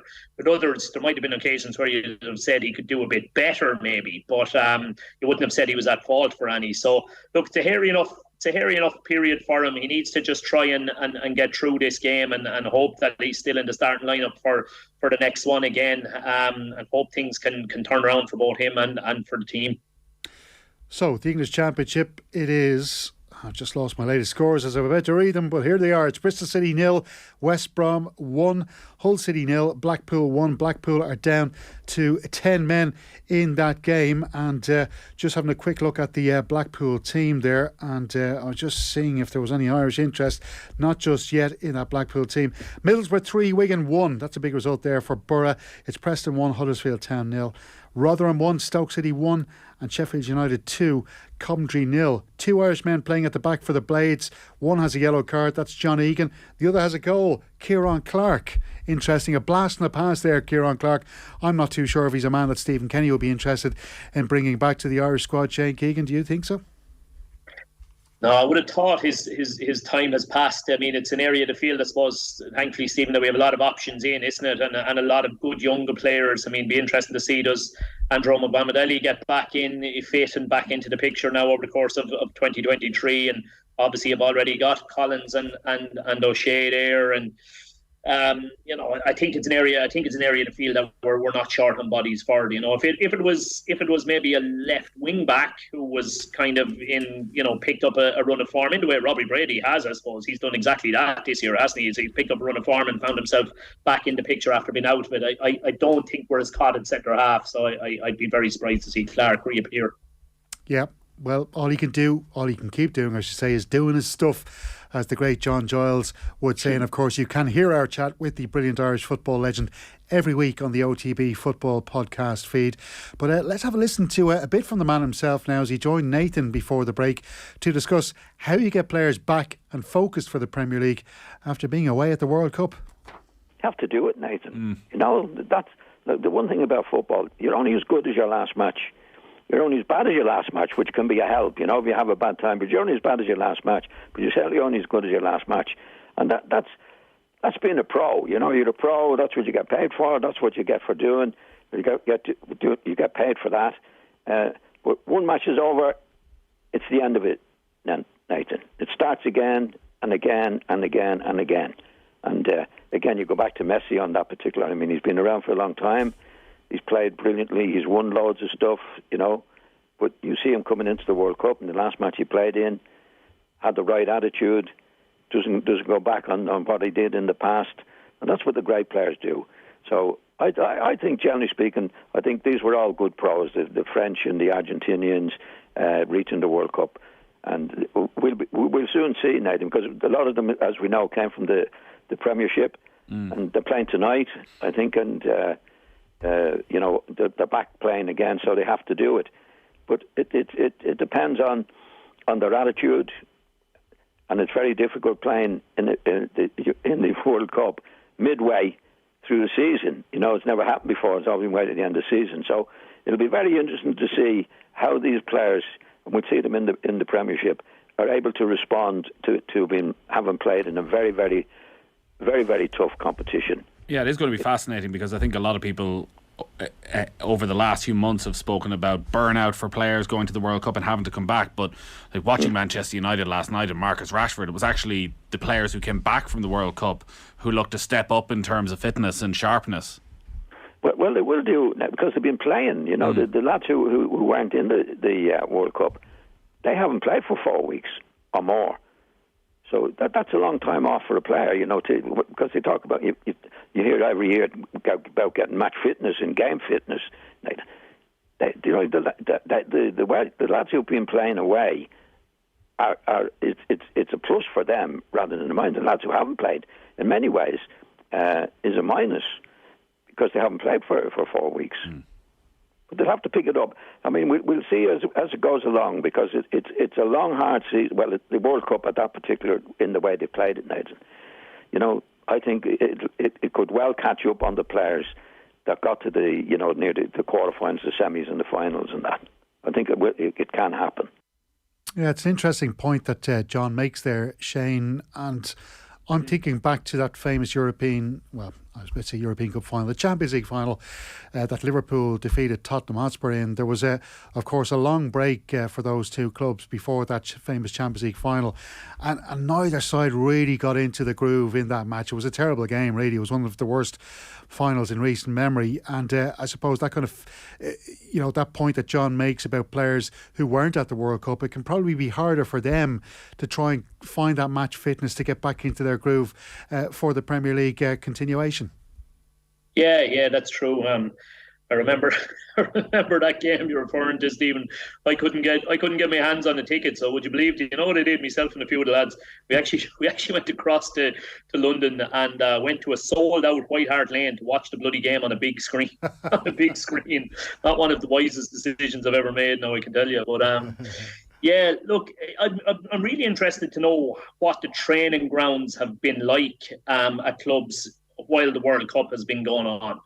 You know, how much work has been done, you know, the amount of sports science, like, you know, you've got the height, the most extravagant in the height of sports science departments in world sport at these clubs.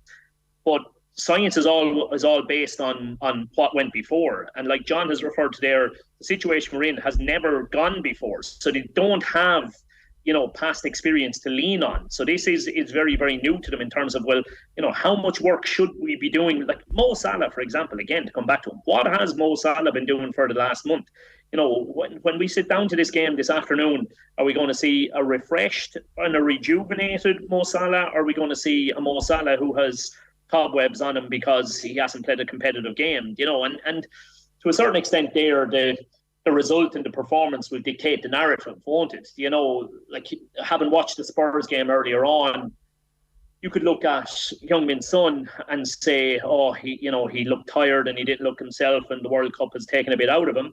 And then you look at Harry Kane and, you know, he was by far and away Spurs' best player. He scored a goal. He was extremely unlucky not to have scored another goal, you know, and everybody was kind of, you know, the narrative was nicely set up there for Harry Kane's slump on the back of missing that penalty, you know, for people to say, oh, his confidence is down and blah, blah, blah. He looked anything but. He just got straight back into the groove. So you just don't know. You just don't know. And we're going to create all kinds of narratives around these performances depending on how fellas show. Whereas, you know, quite often a lot of the time it's just that a fella's had a good game or a bad game, and that story can spin the other way very, very quickly too.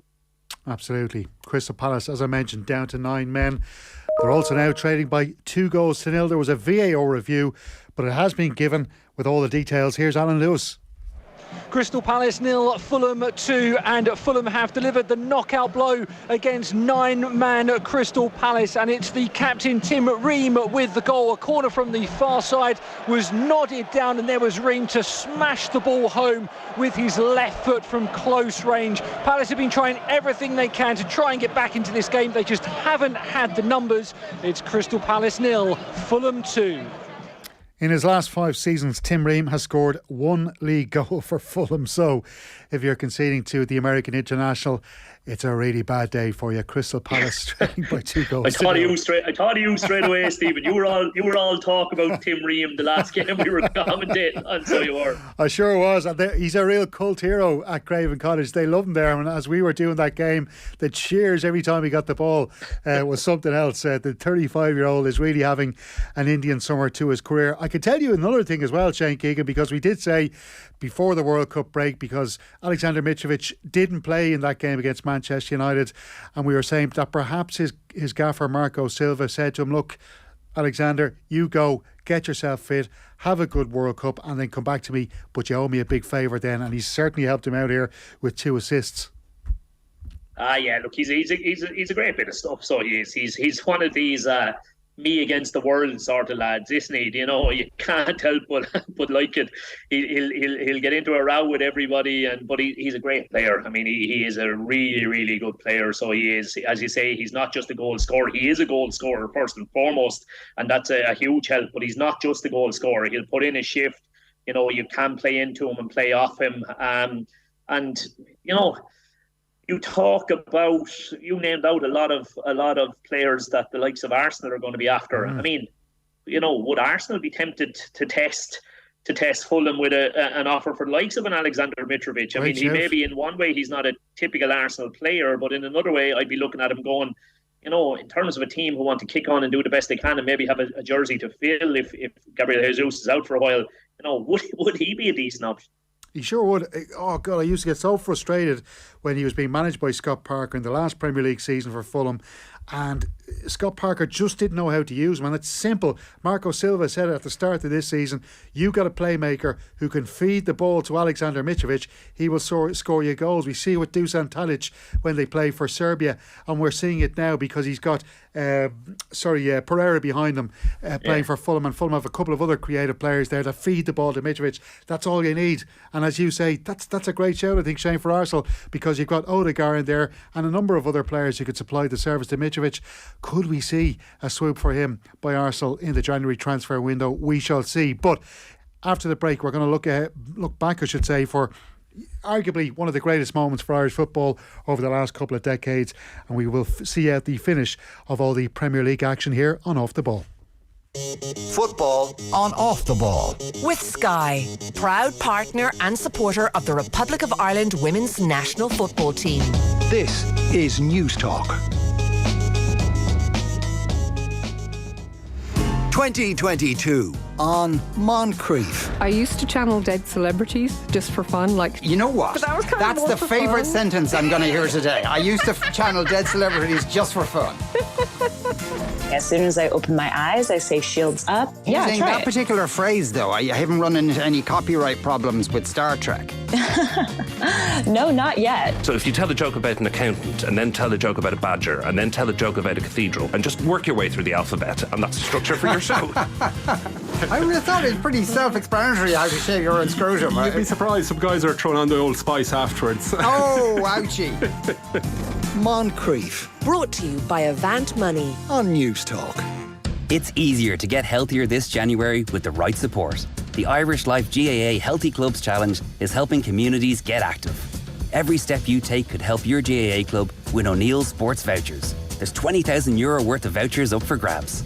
Just download My Life, the free health and wellbeing app. Register, join the challenge and start tracking your steps. A better life with Irish Life. The My Life app is provided by Irish Life Financial Services. T's and C's apply. See irishlife.ie/mylife. The Harvey Norman Big Sale is now on. And for today only, spend €250 or more and get an incredible 10% of your purchase price in Harvey Norman gift cards. That's 10% of your purchase price in Harvey Norman gift cards when you spend €250 or more today only. All this plus massive deals across appliances, technology, furniture and bedding. The Harvey Norman Big Sale now on, in-store and online. Don't miss out. Boyle Sports have an epic offering for racing at the Leopardstown Christmas Festival. Download the Boyle Sports app or see in-shop for great offers on every race.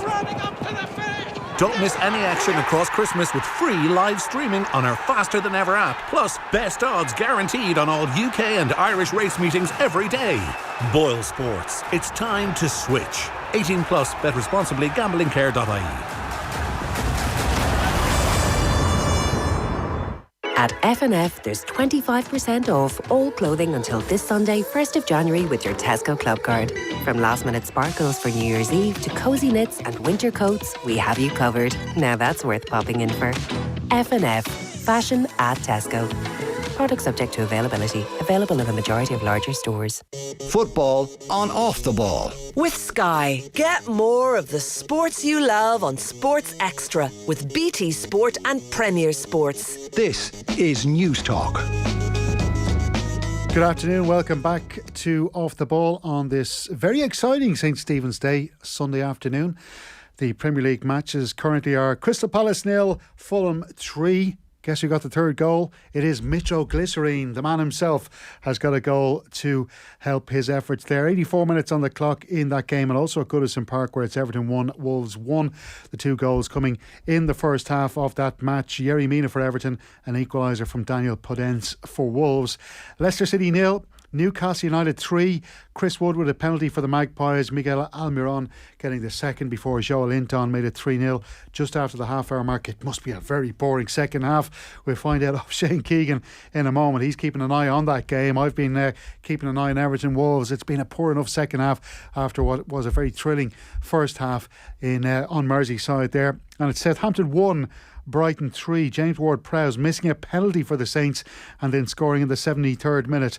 And it's so they're trailing by 3-1 against their South Coast rivals. Aston Villa against Liverpool. It kicks off at 5:30 at Villa Park, and give you the lineups. As expected, Robin Olsen starting a goal for Aston Villa, of course. Emi Martinez, their Argentinian World Cup winner, not expected back for the games. Ashley Young playing at right back. It's Deeney at left back, and then Konza and Mings at centre half. McGinn, Kamara, Douglas Luiz and Leon Bailey playing in midfield for Aston Villa, and then it's Buendia and Watkins in a 4-4-2 formation there for the Villains. Alisson in goal for Liverpool, who have Trent Alexander-Arnold at right back, Andy Robertson left back, Van Dijk and Matip at centre half, and then it's Jordan Henderson, Fabinho and Thiago as the midfield 3, and then it's Mo Salah playing alongside Darwin Núñez and Alex Oxlade-Chamberlain. That's an interesting selection there by Jurgen Klopp. So there's the starting teams for that game, which kicks off at 5:30. At 8 o'clock, it's Arsenal, the leaders, against West Ham United. Just briefly, Shane, it's an interesting one. Alex Oxlade-Chamberlain starting for the Reds. Yeah, I had seen a predicted lineup this morning, actually, and he was down as starting, all right. So it was a good call. Somebody obviously had their ear to the ground on that front. It's almost like a blast from the past with him, isn't it? It's a guy who had so much potential when he was younger, but he's become an absolute bit part player is even really a compliment to him. He's just never made much of an impression really with that side, and it'll be interesting to see, can he make any sort of imprint with the couple of absences that they have at the moment, you know. Just to bring people up to date on the English Championship matches, which are also coming to close to a conclusion. It's Bristol City 0, West Brom 2, Hull City 1, Blackpool 1, Blackpool with 10 men. It's Middlesbrough 3, Wigan 1, Preston 1, Huddersfield Town 1, an equaliser there for the Terriers. There's just been an equaliser for Stoke City. They're away to Rotherham. It's 2-2 between those two sides. Sheffield United down to 10 men, but they're leading Coventry City by 3-1.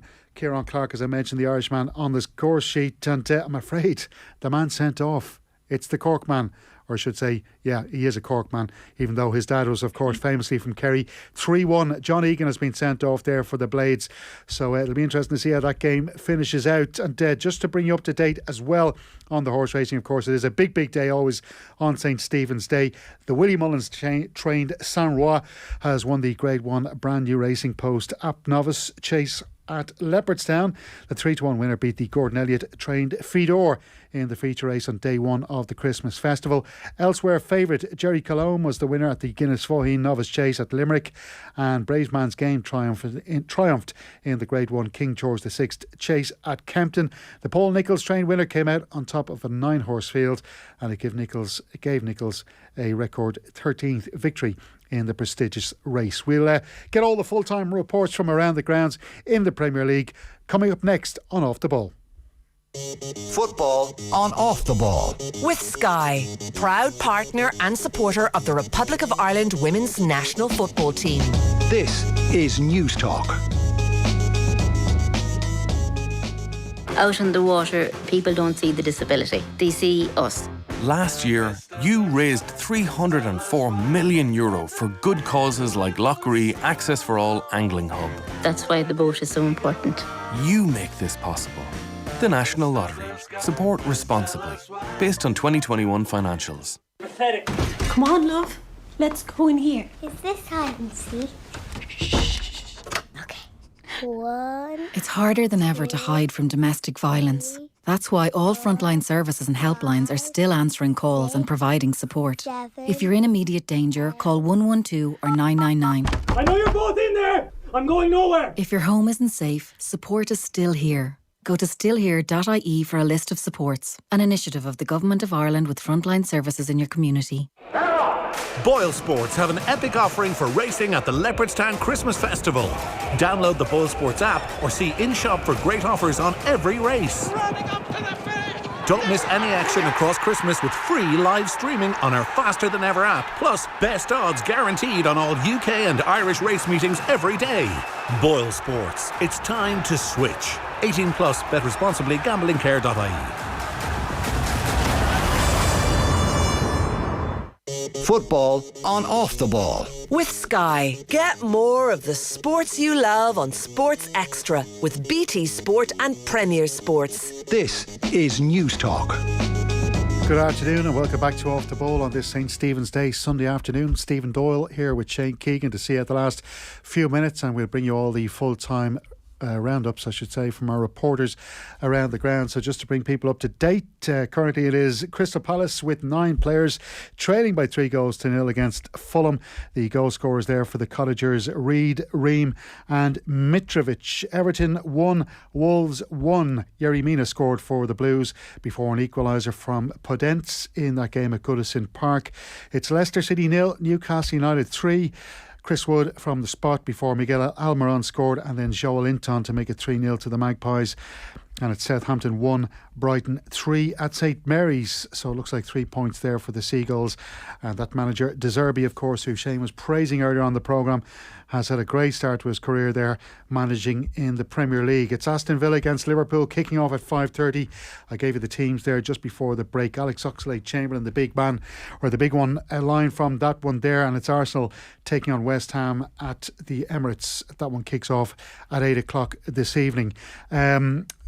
What are we thinking here, Shane? I'm just looking at the live standings. Newcastle now moving up into second place. That's the game you've had your eye on this afternoon. They, of course, have played 2 more games than Arsenal above them and Manchester City below them. I should have mentioned, I didn't really mention Manchester City earlier on. They, of course, have to wait until the 28th, 2 days' time, before they go to Elland Road. Not an easy place to go to, of course. No, that could be a tough enough one for them.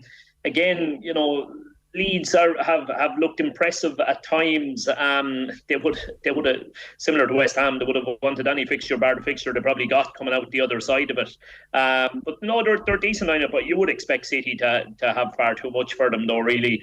In terms of this one that I've my eye on, Leicester have been the better side in the second half, Stephen, so they have, but I think Newcastle have probably been playing within themselves to a certain extent as well. Almiron, who I was talking about earlier, went off to a big standing ovation from the Newcastle section. As you can imagine, as I was saying, he's just been scintillating that goal. For anybody who's listening, get a look at that goal later on today if you can. His build-up play and his finish were top class. And yeah, they're interesting. They're interesting. I really think they're going to be thereabouts come the end of it. Not for a title, but for Champions League spots.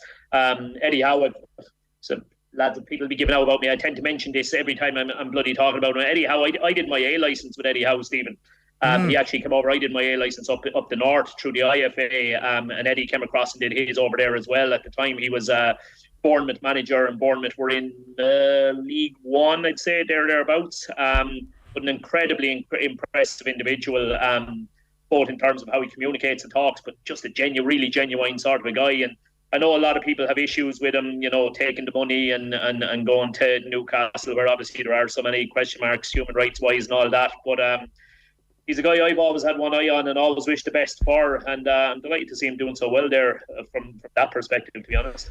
Yeah, and interestingly, St James's Park will be rocking on New Year's Eve because they host Leeds United in a 3 o'clock kickoff before, in 8 days' time, they take on Arsenal. It could be a top 2 clash, we shall see. That's going to be a brilliant game at the Emirates. Yeah, look, that will be an absolute cracker, and that will be a real test for both sides. I'm struggling to think how Newcastle have done or what games they've played against some of the bigger sides this year, but look, that'll certainly be a mouth-watering one. Yeah, it sure will. And they actually beat Arsenal in their last Premier League game, a 2-0 win, albeit at the end of last season. So I'm not too sure how much you can put on that result going into their next Premier League meeting. We're just waiting for the full-time whistles around the grounds. A fair bit of added time being played in some of those games. We're into the fourth minute of added time between Everton and Wolves. That one is still 1-1 as it stands. Everton are in 16th position, just up one place, leapfrogging West Ham to go to 15 points. And Frank Lampard could be under pressure maybe in the new year, I think, Shane. Yeah, I think he will be. Look, he was under a lot of pressure earlier in the season and he managed to ride it out and get a couple of decent results towards the end of it. But I haven't been overly impressed with them, Stephen, any time I've seen them. And look, they should have enough quality. When you look at the personnel in the team, they should have enough quality, not really to be sucked into that. But I think they will be. I think they will be 100%. I did remind me that the show that the lads do on the Thursday where they preview the games from a betting perspective. I did it with them there on Thursday morning, and I gave Wolves plus a goal as one of my big tips. I just couldn't see Everton, having enough to beat them. They just never impressed me, really, to be honest with you. Have we got a winner at Goodison Park? I'm watching Julian Lopetegui clench his fists, shaking them up towards the sky. And as we just talk about Frank Lampard being under pressure, he really is going to be under pressure. He's looking furious. I'm just trying to get confirmation here on the goal scorer. I think it could be Aid Nouri, but unfortunately we're not going to have a huge amount of time to talk about that. But it looks like we've got a winner there for Wolves. It's Everton 1, Wolves 2. A full-time result at King Power Stadium. Leicester City 0, Newcastle United 3. Newcastle are now second in the Premier League. It's Crystal Palace with 9 men trailing Fulham by 3-0. You can take that as a full-time score, and I think you can take the score at St Mary's as a full-time. It's Southampton 1, Brighton 3. It's been a great afternoon spent with you, Shane Keegan. Get that turkey and ham out, stick it in the microwave, make a few sambos. Thanks very much for joining us. It's been brief, it's been beautiful. But to finish out today's show, we're going to take a look back at one of the highlights of the year as the Republic of Ireland women's football team qualified for their first ever World Cup tournament and will represent the green, white and gold down under in Australia in 2023. To stir up some memories of that famous night in Hampden Park, let's hear some of the sounds of history being made by Katie McCabe and co. Takes it on her end step. Barrett for Ireland into the area. Toe push it, goal! What a moment! Maybe the moment of a lifetime for Amber Barrett. And how appropriate that it's the woman from Donegal who gives Ireland the lead at Hampden Park. Yeah, I think the last few days have been very difficult for me. It's hard to be looking forward to a game with Ireland, a World Cup playoff, and a place very close to my heart had gone through such a tragic moment on Friday. I was with my parents when the news came through, and I looked at my mum, and my mum was raised in Creasla, so it was just one of those things, you're just what's going on, and you're waiting to hear news and everything, and then obviously the news came through, and day by day it got worse. And today is just dedicated to everybody in Creasla, to people who lost their lives, to their family, friends, everybody affected in some way. But there's one thing about Ireland, there's one thing about Donegal, is that sense of community and tight-knitness, and I think we certainly had it here. We came together when we needed to, and this is 100% dedicated to Creasla, to Donegal.